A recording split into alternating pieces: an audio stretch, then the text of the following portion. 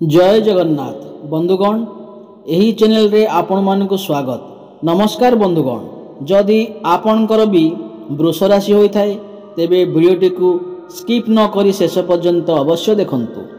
2025 वर्ष आपणक पई किपरि रहिबो यह आपणकु विभिन्न प्रकार समस्या विषय रे अवगत कराइबो। आपण किपरि आर्थिक क्षेत्र रे फलाफल हासिल करिवे, आपण चाकरी रहिबो किंबा बदलिबो, व्यवसाय रे की प्रकार परिवेश रहिबो, आपणक वैवाहिक जीवन किपरि रहिबो, पारिवारिक संपर्क आंतरिकता सृष्टि करिबो किंबा तिक्तता एवं द्वंद्व बुद्धि पाइबो, आपण पिलामानंक भविष्य किपरि रहिबो, आपणक प्रेम जीवन रे अवस्था कौन हेबो, आपणकर स्वास्थ्य किपरि रहिबो, एही समस्त क्षेत्र विषय रे अधिक जानिबाकु चाहुथिले एही चैनल को सब्सक्राइब कर दियंतु।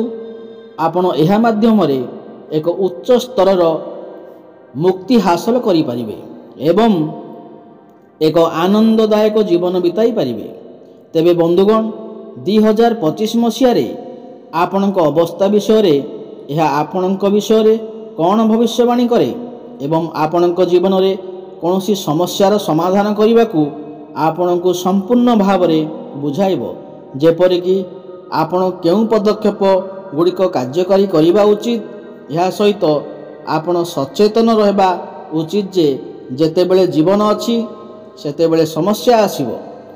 किछि एपरी समस्या अछि जहाको सामना करने कष्टकर, तेणु एही वीडियो माध्यम रे सबु समस्यार समाधान खोजी बाहर करि परिबे, जहा आपणको आपणकर समस्यार समाधान प्रदान करिवो।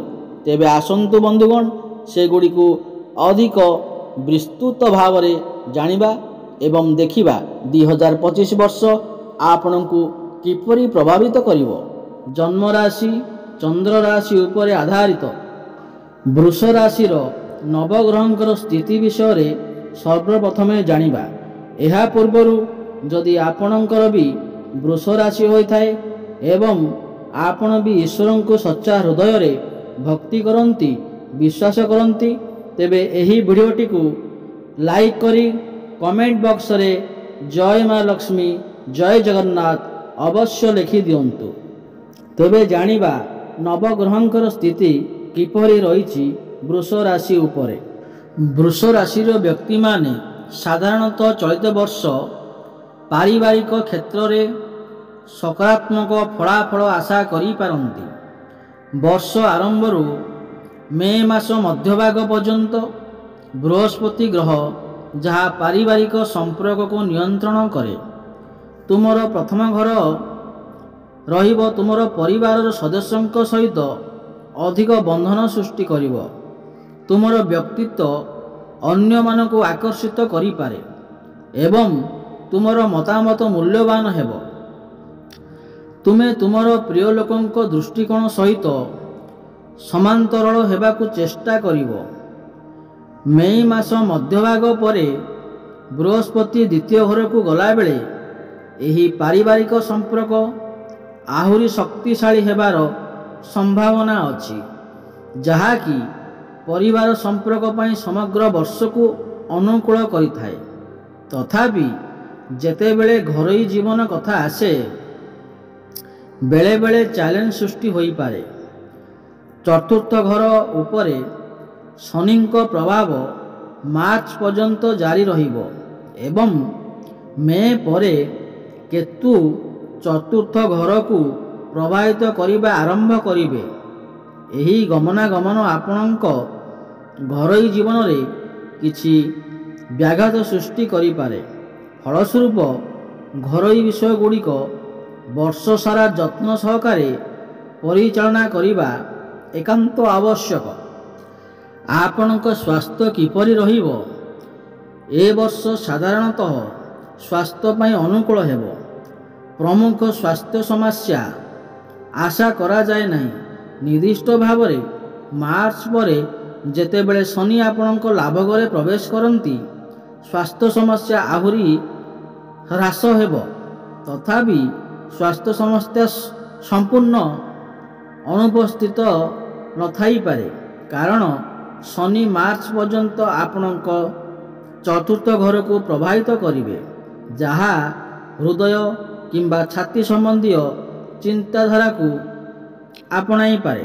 ଫଳସ୍ୱରୂପ ଯେଉଁମାନଙ୍କର ହୃଦୟ କିମ୍ବା ଫୁସ୍ଫୁସ୍ ଅବସ୍ଥା ଅଛି ସେମାନେ ପ୍ରାରମ୍ଭିକ ମାସରେ କିଛି ଅସୁବିଧା ଅନୁଭବ କରିପାରନ୍ତି। ଚତୁର୍ଥ ଘର ଉପରେ ଶନିଙ୍କ ପ୍ରଭାବ ଶେଷ ହେବା ପରେ ଏହା କ୍ରମିକ ଏବଂ ସ୍ଥାୟୀ ରୋଗ ଦୂର କରିବାରେ ସାହାଯ୍ୟ କରିବ। ମେ ମାସ ଠାରୁ କେତୁ ଗ୍ରହ ଚତୁର୍ଥ ଘରକୁ ପ୍ରଭାବିତ କରିବା ଆରମ୍ଭ କରିବେ, ଯାହା ସାମାନ୍ୟ ବ୍ୟାଘାତ ସୃଷ୍ଟି କରିପାରେ। ଏହା ସତ୍ତ୍ୱେ ଗୁରୁତ୍ୱପୂର୍ଣ୍ଣ ସ୍ୱାସ୍ଥ୍ୟ ସମସ୍ୟା ହ୍ରାସ, କିଛି ଆରାମ ପ୍ରଦାନ କରିବା, ଏହା ସହିତ ଯୋଗ, ବ୍ୟାୟାମ ଏବଂ ଏକ ଶୁଦ୍ଧ ଖାଦ୍ୟର ଏକ ରୁଟିନ୍ ବଜାୟ ରଖିବା ଆପଣଙ୍କ ପାଇଁ ଲାଭଦାୟକ ହେବ। ମେ ମାସ ମଧ୍ୟଭାଗ ପରେ ବୃହସ୍ପତିଙ୍କର ସକାରାତ୍ମକ ପ୍ରଭାବ ଆପଣଙ୍କ ସ୍ୱାସ୍ଥ୍ୟକୁ ଆହୁରି ଉନ୍ନତ କରିବ, ଯାହା ଆପଣଙ୍କୁ ଅପେକ୍ଷାକୃତ ଉନ୍ନତ ସ୍ୱାସ୍ଥ୍ୟ ଉପଭୋଗ କରିବ। ଆପଣଙ୍କର ପ୍ରେମ ଜୀବନ କିପରି ରହିବ? ପ୍ରେମ ଜୀବନ ଏହି ବର୍ଷ ଉତ୍ଥନ ପତନର ମିଶ୍ରଣ ଅନୁଭବ କରିପାରେ। ବର୍ଷ ଆରମ୍ଭରୁ ମେ ପର୍ଯ୍ୟନ୍ତ ତୁମର ପଞ୍ଚମ ଘରେ କେତୁଙ୍କ ଉପସ୍ଥିତି ତୁମର ରୋମାଣ୍ଟିକ୍ ସମ୍ପର୍କରେ ଭୁଲ ବୁଝାମଣା ଆସିପାରେ। ତଥାପି ଏହାର ଏକ ସକାରାତ୍ମକ ଦିଗ ଅଛି, କାରଣ ବୃହସ୍ପତି ମଧ୍ୟ ଏହି ସମୟ ମଧ୍ୟରେ ଆପଣଙ୍କ ପଞ୍ଚମ ଘରକୁ ପ୍ରଭାବିତ କରିପାରନ୍ତି, ଯେକୌଣସି ଭୁଲ ବୁଝାମଣାକୁ ଶୀଘ୍ର ଦୂର କରିବାରେ ସାହାଯ୍ୟ କରିବେ। ତେଣୁ ଯେତେବେଳେ ତୁମେ ତୁମର ପ୍ରେମ ଜୀବନରେ କିଛି ଚ୍ୟାଲେଞ୍ଜର ସାମ୍ନା କରିପାରିବ, ସେଗୁଡ଼ିକ ଶୀଘ୍ର ସମାଧାନ ହେବାର ସମ୍ଭାବନା ଅଛି। ମେ ମଧ୍ୟଭାଗ ପରେ ବୃହସ୍ପତି ଆପଣଙ୍କର ଦ୍ୱିତୀୟ ଘରକୁ ଚାଲିଯାଆନ୍ତି ଏବଂ କେତୁ ଚତୁର୍ଥ ଘରକୁ ସ୍ଥାନାନ୍ତରିତ ହୁଅନ୍ତି, ଯାହାକି ଅଧିକ ସମୟର ଭୁଲ ବୁଝାମଣାକୁ ହ୍ରାସ କରିପାରେ। ଏହି ସମୟ ମଧ୍ୟରେ ପଞ୍ଚମ ଘର ଉପରେ ଶନିଙ୍କ ପ୍ରଭାବ ହେତୁ କିଛି ଛୋଟ ସମସ୍ୟା ସୃଷ୍ଟି କରିପାରେ। ଛୋଟ ଭୁଲ ବୁଝାମଣା ସହଜରେ ସମାଧାନ ହୋଇପାରେ। ପ୍ରକୃତ ଭୁଲ ଗୁଡ଼ିକ ଅଧିକ ଗୁରୁତ୍ୱପୂର୍ଣ୍ଣ ପରିଣାମ ଦେଇପାରେ। ମୁଖ୍ୟ ବାର୍ତ୍ତା ହେଉଛି, ଯଦି ତୁମର ପ୍ରେମ ପ୍ରକୃତ ହୁଏ, ତେବେ ତୁମର ଏହି ବର୍ଷ ବିଷୟରେ ଚିନ୍ତା କରିବାର କମ୍ ଅଛି ଏବଂ ତୁମର ସମ୍ପର୍କ ସ୍ଥିର ରହିବା ଉଚିତ। ଯଦିଓ ଯଦି ଆପଣଙ୍କର ଭାବନା ଅଜ୍ଞାତ ଅଟେ କିମ୍ବା ଯଦି ଆପଣ ପ୍ରେମରେ ଛଳନା କରୁଛନ୍ତି, ଶନି ମାର୍ଚ୍ଚ ପରେ ଆପଣଙ୍କ ସମ୍ପର୍କ ପାଇଁ ଚ୍ୟାଲେଞ୍ଜ ଆଣିପାରନ୍ତି। ଯେଉଁମାନେ ପ୍ରକୃତରେ ପ୍ରେମରେ ଅଛନ୍ତି, ଚିନ୍ତାର କୌଣସି ଆବଶ୍ୟକତା ନାହିଁ। ଆପଣଙ୍କର କ୍ୟାରିୟର ବିଷୟରେ ଦେଖିବାକୁ ଗଲେ ଅନୁକୂଳ ହେବ ବୋଲି ଆଶା କରାଯାଏ। ଶୁକ୍ର ଆପଣଙ୍କର ଷଷ୍ଠ ଘରର ଶାସକ ବର୍ଷ ସାରା ଆପଣଙ୍କ ଚାକିରିକୁ ପ୍ରାୟତଃ ସମର୍ଥନ କରିବେ।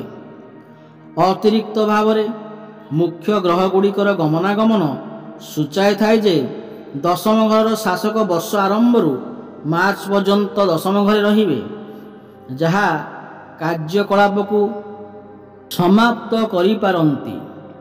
ଯଦିଓ ତୁମର ବରିଷ୍ଠମାନେ ଆପଣଙ୍କର କାର୍ଯ୍ୟରେ କିଛି ତ୍ରୁଟି ସୂଚାଇ ପାରନ୍ତି, ସେମାନେ ଆଭ୍ୟନ୍ତରୀଣ ଭାବରେ ପ୍ରଭାବିତ ହେବେ ଏବଂ ଆପଣଙ୍କର କାର୍ଯ୍ୟ ଶୈଳୀରେ ସନ୍ତୁଷ୍ଟ ହେବେ। ମେ ମାସ ମଧ୍ୟଭାଗ ପରେ ବୃହସ୍ପତିଙ୍କ ଗମନାଗମନ ଆପଣଙ୍କ ଷଷ୍ଠ ଏବଂ ଦଶମ ଘରକୁ ପ୍ରଭାବିତ କରିବ। ସକାରାତ୍ମକ ଚାକିରି ଫଳାଫଳର ସମ୍ଭାବନାକୁ ଆହୁରି ସୁଦୃଢ଼ କରିବ। ଯଦି ଆପଣ ଏହି ଚାକିରି ପରିବର୍ତ୍ତନ ବିଷୟରେ ଚିନ୍ତା କରୁଛନ୍ତି, ତେବେ ଏହି ବର୍ଷ ଆପଣଙ୍କୁ ଏକ ଉତ୍ତମ ସ୍ଥାନ ସୁରକ୍ଷିତ କରିବାରେ ସାହାଯ୍ୟ କରିପାରେ।